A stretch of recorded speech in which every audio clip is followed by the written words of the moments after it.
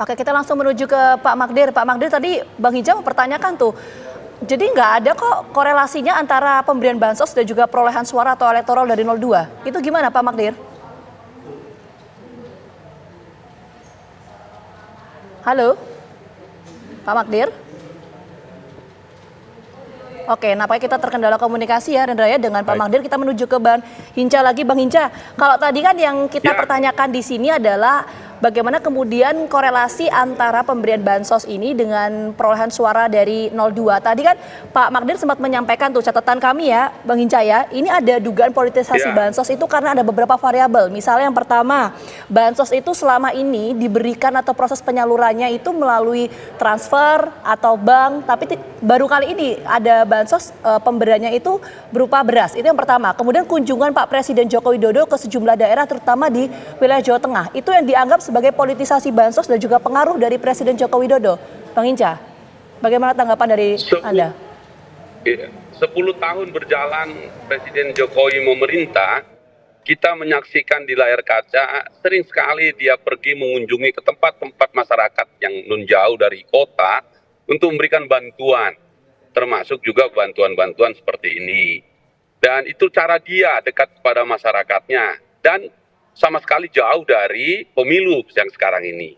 Kebiasaan itu terus dilakukannya, bahkan sampai saat-saat kita saksikan di pemilu yang lalu. Dan itu bagian dari beliau untuk menyambangi warganya, warga negaranya.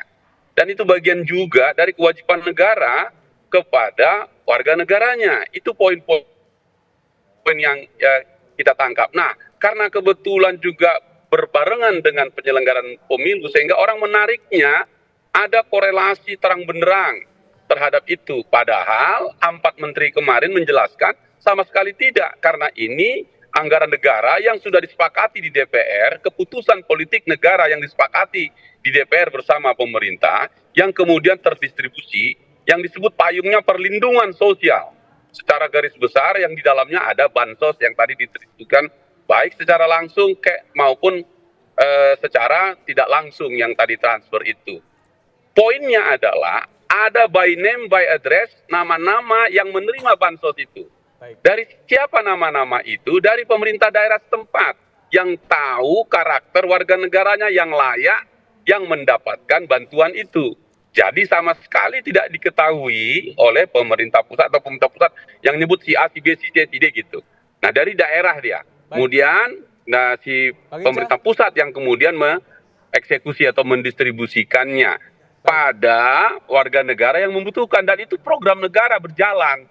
Nah karena itu kalau ditanyakan kembali ke awal, adakah relevansinya? Tidak ada, karena itu program negara. Besok pun jalan juga, hari ini pun jalan juga, minggu depan jalan juga. Menurut Bang Hinca berarti ini adalah bentuk kepemimpinan dari Presiden Joko Widodo. Mungkin kita ke Pak Magdir ya, Rendra ya. Pak Magdir, kita sudah mendengar bagaimana pernyataan dari Bang Hinca ini bahwa sebenarnya tidak ada kaitannya antara bansos dengan perolehan suara dari 02. Ini tanggapannya seperti apa, Pak Magdir? Ya ini kan soal penilaian dan di mana kita berpihak begitu ya kan. Ini sah-sah saja sih. Tapi beginilah seperti saya katakan tadi bahwa ini ada 2 hal. Bansos yang reguler ya itu kan diberikan setiap 3 bulan. Itu melalui Kementerian Sosial. Tetapi yang terjadi sekarang ini dilakukan setiap bulan sejak bulan Oktober. Ya, Oktober, November, Desember, Januari, Februari. Apa pentingnya itu dilakukan perubahan-perubahan ini? Itu yang pertama. Yang kedua, yang menyerahkan bantuan-bantuan ini bukan Kementerian Sosial lagi, tetapi dilakukan oleh Badan Pangan Nasional. Bahkan Presiden Joko Widodo sendiri membagi-bagikan itu.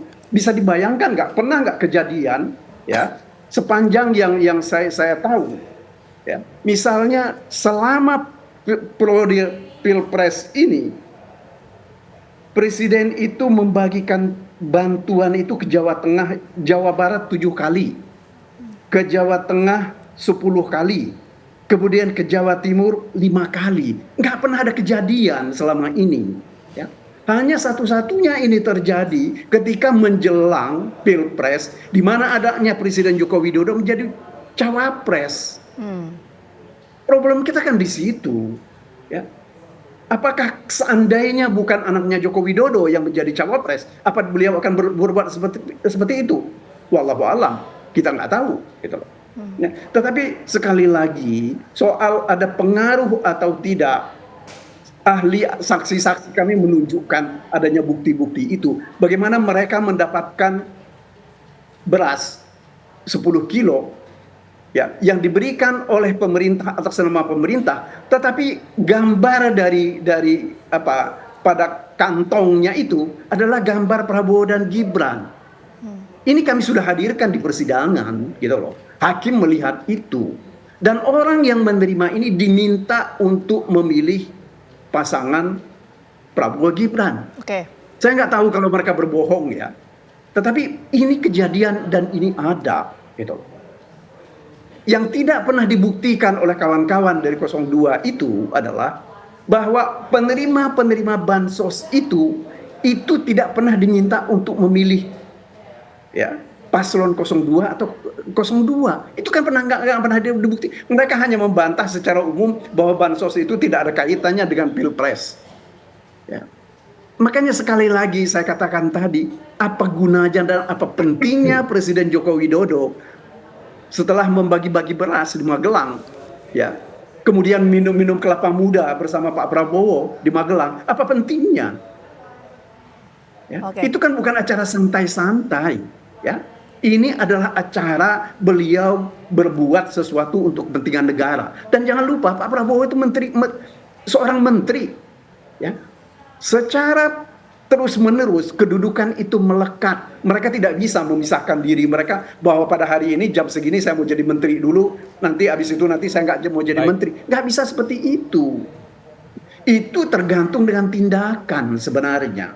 Nah, tindakan Presiden Joko Widodo itu ketika membagi beras di depan istana itu apa? Baik. Itu loh. Apa wartawan-wartawan yang memberitakan itu bohong?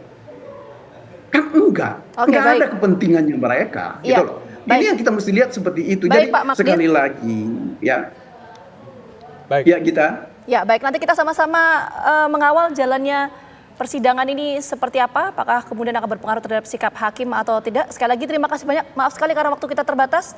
Terima kasih banyak Pak Magdir dan juga Bang Hinca atas waktunya sudah bergabung sama kami di Rutan. Sehat selalu. Terima kasih.